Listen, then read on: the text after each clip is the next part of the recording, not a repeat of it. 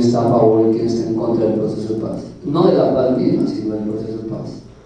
Sí, el papel de la oposición tampoco no es fácil. Vaticinar en política más allá de un mes es un error, un riesgo grande, es un riesgo alto. En política uno no puede vaticinar a largo plazo.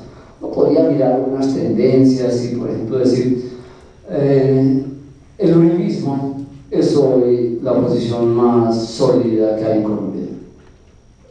No hay muchos antecedentes de una oposición de ese orden, una oposición insobornable, una oposición radical, una oposición conservadora. Para nosotros los periodistas aquí en el tiempo y en todos lados nos costó entender una cosa, y es que hasta ahora uno asimilaba oposición con izquierda en Colombia, porque pues, el país estuvo gobernado de 150 años por los partidos liberal y conservador, y la oposición que medio se le asomaba era la izquierda. Esto cambió radicalmente y hoy la oposición es de derecha. Entonces ustedes tienen que entender que hoy la oposición es Uribe, digamos el principal sector de oposición al gobierno es Uribe, y es una expresión de derecha. ¿Qué va a pasar con el uribismo? El uribismo es un momento caudillista, es fundamentalmente Uribe, tiene el 20% en el Senado, un poquito menos en la Cámara, sacó más o menos la mitad de la votación para las presidenciales, ganó la primera vuelta, es un sector importante, tiene el 20%, repito, en el Senado. Entonces es un movimiento con alguna solidez hoy, pero no se le ve con una expectativa de poder cierta para las próximas elecciones presidenciales. Hoy no hay un candidato fuerte del uribismo. Uribe no puede ser elegido porque la Constitución no se lo permite. Entendemos o adivinamos que parte del esfuerzo del uribismo de pedir la constituyente es saber si pueden habilitarlo a él como candidato de nuevo, que esconde allá de manera muy disimulada. De manera que uno, para las presidenciales del 18, no ve a un uribismo fuerte. En las elecciones regionales le fue pésimo, como a los perros en misa, les fue al uribismo. Nos han perdido inclusive en su propia tierra, ¿no? Perdió la alcaldía de Medellín, la gobernación de Antioquia, el alcalde que sacó fue el alcalde de Yopal, creo, entonces le fue muy mal.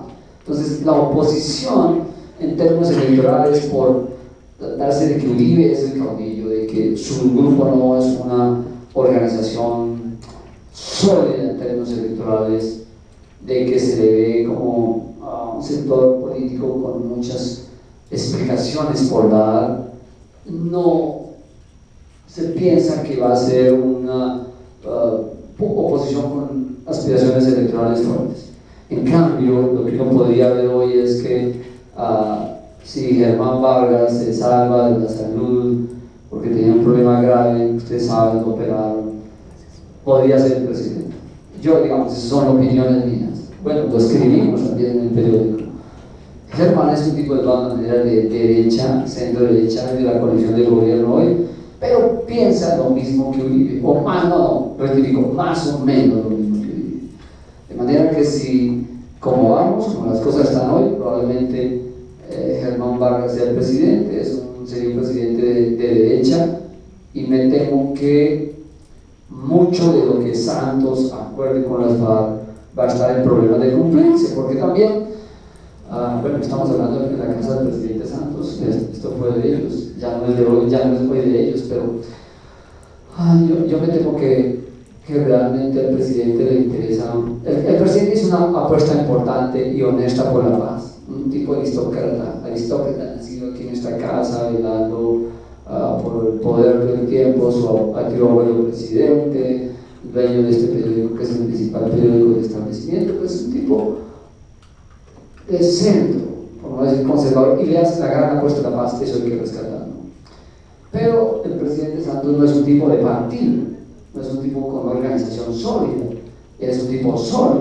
El tipo cuando llegó a la presidencia no se ha ganado siquiera un voto, todos los votos se los pone Uribe. Luego mi hipótesis es que terminado el proceso de paz, no obstante que Santos ha hecho una apuesta muy honesta por el proceso, tampoco le caería mal el Nobel de Paz, y ese sería uno de los sueños de él. Si a Santos le dan el Nobel de Paz y Uribe se destruye más, Santos se irá del país, será un líder internacional, el que se quedó que pague, que cumpla, quién sabe cómo se podrá cumplir. La política fiscal está crítica, estamos en un momento de economía economía más difíciles. Estábamos presupuestando barril de petróleo que es como el 30% de los ingresos fiscales de la nación, como a $90, está creo que por debajo de $40. Estamos en el momento más difícil, de manera que no va a haber mucho espacio económico para cumplir los compromisos de las FARC. No le importa Santos, pues claro que le importa, pero él termina su mandato entre 2 años y el que llegue tendrá que intentar cumplir. Digo un poco porque John estaba planteando y Andrés cierta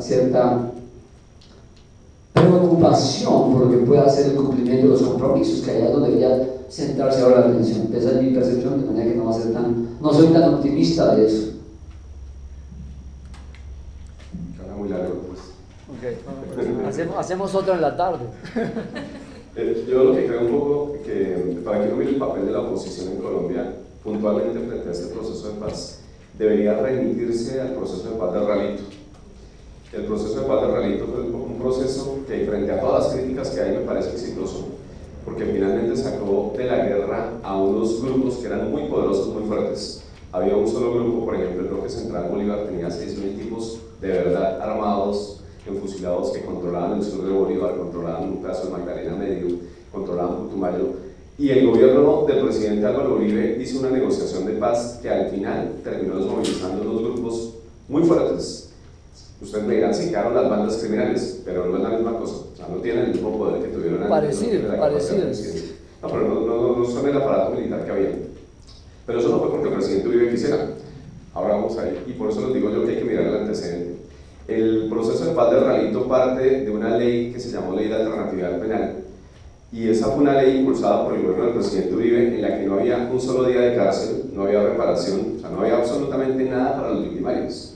Por eso me parece bastante llamativo que en este momento sean los principales abanderados de los castigos para las FARC, que en efecto los merecen, y es bien interesante ese fenómeno de cómo la misma gente que en algún momento pedía la impunidad para los grupos paramilitares, hoy está pidiendo el castigo ejemplar para las FARC, que han cometido los mismos delitos de los grupos paramilitares. Si ustedes me preguntan a mí, claro que los debían castigar mucho más fuerte, pero la paz no se hace así. La paz tiene que, para que usted haga la paz con un grupo armado que no está derrotado totalmente militarmente, pues tiene que dar alguna concesión, y seguramente nadie va a negociar para meterse 40 años en la cárcel. Dicho esto, creo yo sí que la oposición al proceso de paz ha tenido muy mala fe, y además ha aprovechado los errores, como decíamos antes, de comunicación tan fuertes, tan grandes que ha tenido el gobierno, porque no maneja bien las crisis, porque problemas que son tontos los deja ampliar. Y en ese orden de ideas, la oposición le ha causado un daño muy fuerte, muy grande a la imagen del proceso. Probablemente lo que dice Ulfo de la parte política, eso no se refleje ya realmente en lo que llega a ser las elecciones de los próximos gobiernos y el cumplimiento ya de los acuerdos de paz de La Habana. Pero lo que sí está pasando ahora, y vamos a tener un escenario muy complejo, es que el presidente Santos se embarcó sin necesidad en una promesa de validar esto con voto popular. Como yo les decía, la paz no es algo que se negocia de cara al público, y tampoco es algo que usted tiene que validar con la gente obligatoriamente. Legalmente eso no existe. No tenía por qué haber prometido ni referendo, ni plebiscito, ni vainas de esas, pero ya se embarcó. Y ahora el mayor reto del proceso de paz no es solamente que las FARC finalmente entiendan y que firmen y que se desmovilicen. El reto grande va a estar en la aprobación, que eso no está nada garantizado. Y como les digo, sobre la opinión de la gente incide la situación política, incide la situación económica, y si eventualmente llegáramos al mal escenario de que la gente no aprueba esa negociación de paz, estaríamos en una crisis enorme, que es lo que realmente hay que mirar, y creo yo que para los que estamos interesados en la paz hay que intentar que eso no llegue a pasar. Una pregunta rápida, una respuesta rápida.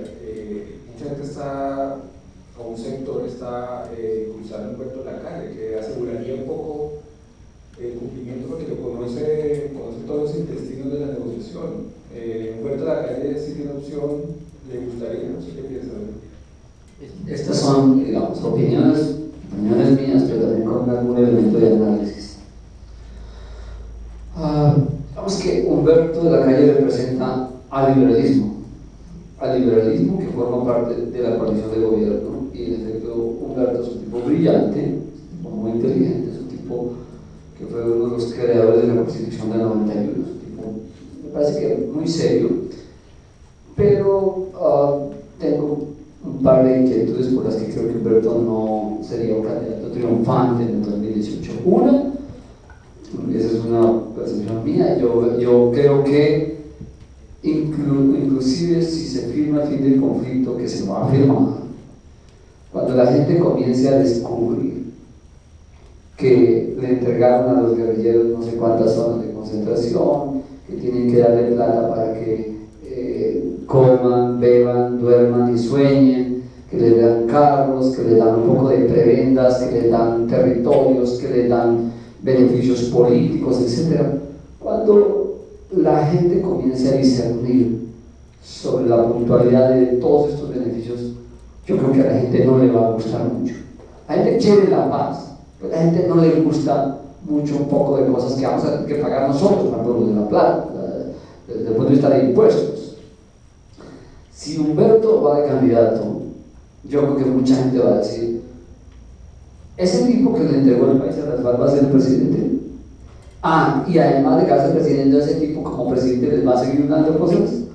Yo tengo el pálpito de que pronto ese punto sea muy controvertido, que el tipo no puede hacer una campaña fácil. Hay otros factores, Andrés, que no sé si eso, si no es porque ya yo me está incómodo, que estoy hablando mucho. Digamos que la campaña misma es más compleja que eso. La campaña misma es más compleja. Por ejemplo, se me ocurre hoy, digamos que cayó el petróleo como principal factor de la economía, de lo que empuja la economía, ahora la economía la empuja el sector de infraestructura. Ustedes oyen puentes, las 4G, los aeropuertos, los no sé qué, cerca de 70 billones de pesos están invirtiendo en infraestructura. Yo creo que en Colombia ha tomado mucha fuerza el poder del dinero para ganar las campañas presidenciales. Una campaña presidencial hoy, digamos, lo que no se dice, lo que no es cierto, porque la campaña la van a tasar en 30.000 millones de pesos, probablemente por la ley, pero realmente una campaña presidencial puede estar costando 200.000 millones de pesos hoy, o 300.000 millones de pesos. Esa plata está más cerca de los amigos del sector de la infraestructura que de Humberto de la Calle. Yo creo además que Humberto de la Calle ya es un hombre viejo. Humberto de la Calle llegaría en el 2018, ¿cuánto? ¿Los 76? No, Humberto tiene 69 años, pero curiosamente son los mismos que tiene Hillary Clinton. Pero, o sea, aquí en Colombia la posibilidad de que elijan una persona tan mayor, eso no existe, eso ya no puede. Y seguramente va a haber otros actores, o sea, si Germán Vargas sale adelante de la enfermedad que tiene, que no es nada sencilla tampoco. Seguramente ya está mejor, ya está mejor. Va a ser un tipo que va a jugar mucho más. Yo la verdad no veo a Humberto de la Calle en ese panorama, y este país ya hace mucho rato me elige gente tan mayor. Pues Santos es el presidente más viejo que ha elegido en los últimos 20-25 años, pero era que ya venía montado en la presidencia. Eso no va a ser factible, yo no lo veo ni siquiera como candidato. Y seguramente va a ser el reto, va a ser Vargas Lleras y alguien que le ponga el uribismo, que la verdad no se ve, salvo Álvaro Uribe, pues ningún otro candidato que le pueda de pronto salir. Eventualmente ellos le apuestan a un señor que se llama Luis Alfredo Ramos, que fue gobernador de Antioquia, que hoy está preso por parapolítica, pero su proceso es relativamente endeble, y él iba a ser el candidato por encima de Oscar Iván. Lo detuvieron unos meses antes, pero probablemente ese caso de Ramos se caiga y eventualmente podría ser una persona para tener en cuenta en el 2018. Bueno, como vimos en la coyuntura, hablemos un poco del ELN. ¿Cómo es un proceso, una firma de acuerdos sin el ELN? Esa es una primera pregunta. Segundo, es estos personajes del ELN a la firma del acuerdo, ¿en qué quedan? Lo que uno pensaría, los analistas aseguran es que poco sería ya de influencia común. Acá no hay conflicto, ya se firmó. Entonces, ¿qué pasa con ellos? ¿Eso es una falencia del proceso o simplemente es manejable el tema del ELN para el gobierno? Unos bandidos, que son. No, es que así dice pero son bandidos también. El ELN es una circunstancia muy particular. Con las FARC, uno podría decir que ha habido 4 intentos de diálogo, uno que comenzó el mismo Turbay, pero unos poquitos meses no funcionó bien, del 78 al 82, después vino Betancourt, 82-86 hizo otro esfuerzo. En el gobierno de César Gaviria, cuando la constituyente, invitaron a las FARC a la constituyente, no hubo un proceso de diálogo directo, pero se intentó. Vino Andrés Pastrana con el Caguán cuarto y vino quinto Santos. De manera que tenemos 5 intentos de diálogo con las FARC en los últimos 30 años. Con el ELN multipliquen eso por 20, por 30. Es exagerando un poco, de verdad, pero lo que quiero significar es que con el ELN ha habido muchos más intentos de diálogo, negociación que con las FARC. El primero se remonta por el gobierno de Alfonso López Miquels en 74-78, que mandó a Jaime Castro cuando era un pelado todavía a buscarlos en el monte y le pegaron la primera mamada de gallo, como decía yo antes. Entonces, con el ELN todos los gobiernos han tratado de hablar. El mismo Uribe inclusive avanzó en negociaciones con el ELN, pero ellos tienen muchos problemas, pero entre muchos de ellos, uno por ejemplo es la falta de... es un gobierno más horizontal. En las FARC ustedes tenían a Marulanda, Tiro Fijo, que era el que mandaba y decidía qué pasaba en las FARC, después vino Cano, y cuando hay un secretariado general y hay una estructura, es un tipo el que manda. En el ELN no, en el ELN son unos mamertos que no se ponen de acuerdo ni para el color del uniforme, digamos, están afincados en unas zonas del territorio donde tienen unas economías muy fuertes. Por ejemplo, ellos comenzaron el secuestro y la extorsión con la Mandesman en Arauca y se apoderaron de parte de la infraestructura petrolera y eso les da mucha plata. Después se metieron también al narcotráfico, han tenido esa influencia extranjera de los curas, entonces rezan el Padre Nuestro por la mañana y al mediodía asesinan. Son complejos. Yo creo que ellos se están quedando el proceso. Yo creo que ya no hay tiempo, el país no entendería. Estamos a 2 meses de firmar el fin del conflicto con las FARC y entonces vamos a iniciar otro proceso de 5 años con los helenos, a los que no se les puede creer, los que no deciden nada. Mi percepción es que después de que se firme el fin del conflicto con las FARC, el gobierno colombiano, la comunidad internacional, la sociedad colombiana tendrá que tratarlos como criminales y yo creo que sería un castigo muy fuerte militar para ellos.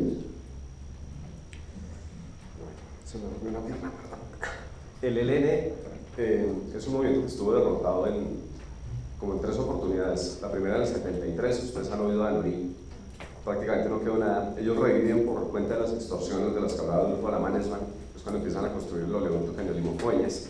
Y en los 90 tenían cerca de 7.000 guerrilleros y perdieron la guerra y no la perdieron con el Estado, la perdieron con los paras.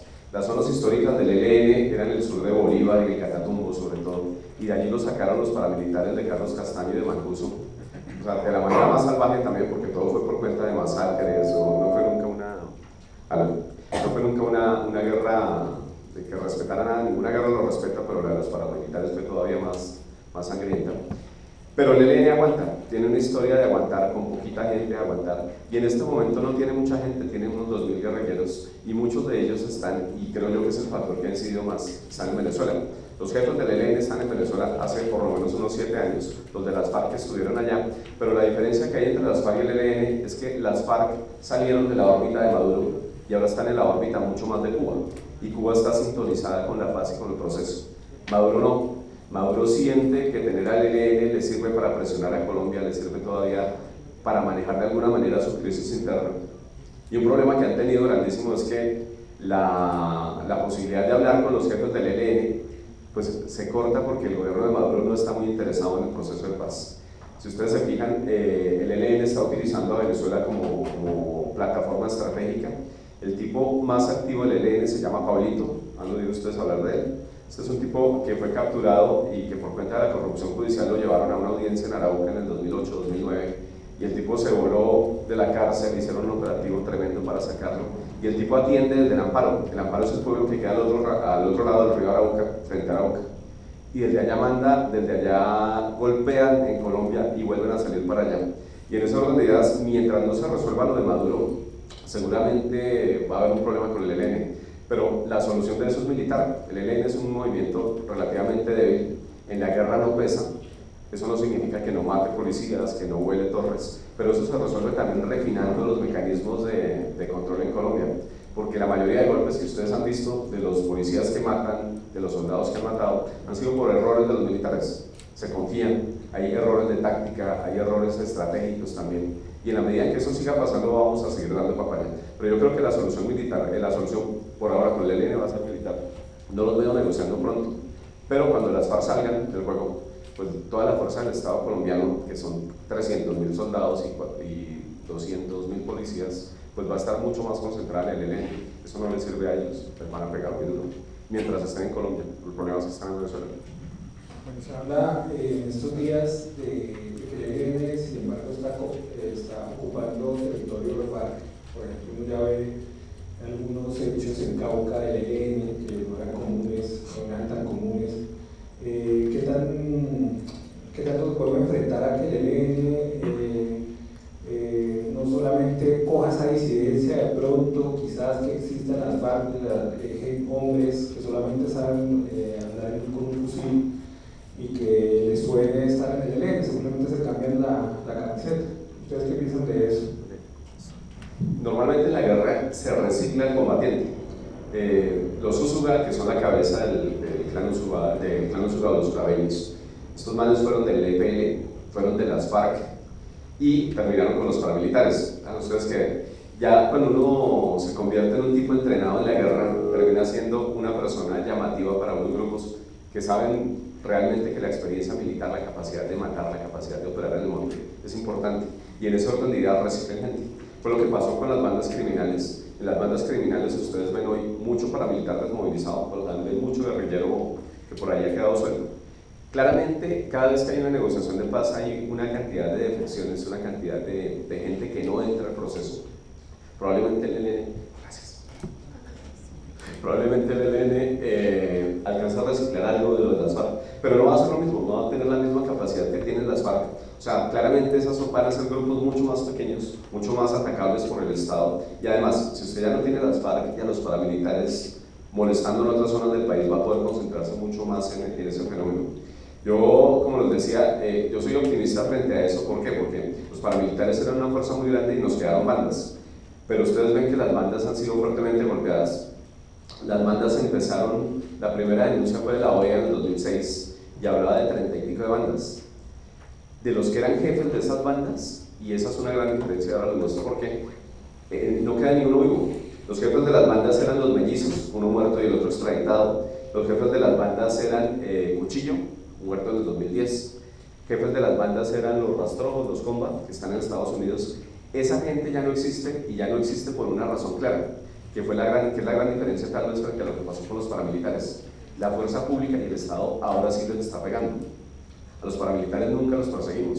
Los paramilitares llegaron a ser el aparato de guerra que era muy poderoso, por cuenta de que el Estado colombiano o los patrocinó o los dejó hacer. En cambio, con las bandas sí hay una actitud permanente de perseguirlos, y seguramente van a seguir existiendo y van a seguir operando, pero claramente van a ser golpeados con mucha frecuencia por la fuerza pública, y en ese orden de ideas muy difícilmente un solo grupo va a poder tener tanta fuerza. Una cosa breve. Digamos que en cualquier circunstancia del proceso de paz va a quedar un rezago de actores criminales,